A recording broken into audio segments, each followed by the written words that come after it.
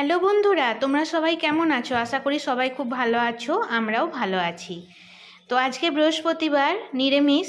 আমাদের আজকে বাড়িতে একদম সম্পূর্ণ নিরামিষ হয়। তো দেখো, দুপুরবেলা রান্না বান্না একদম কমপ্লিট করে নিয়েছে দিদি, আর টেবিলে সুন্দর করে সাজিয়েও নিয়েছে। তো আজকে মেনুতে কি কি আছে তোমাদের সাথে শেয়ার করছে।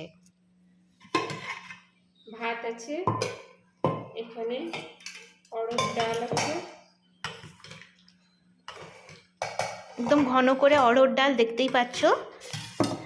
আর এখানে করেছে দই পটল, আর আছে নিরামিষ লাউয়ের তরকারি, যেটা দুধ দিয়ে বানানো হয়েছে।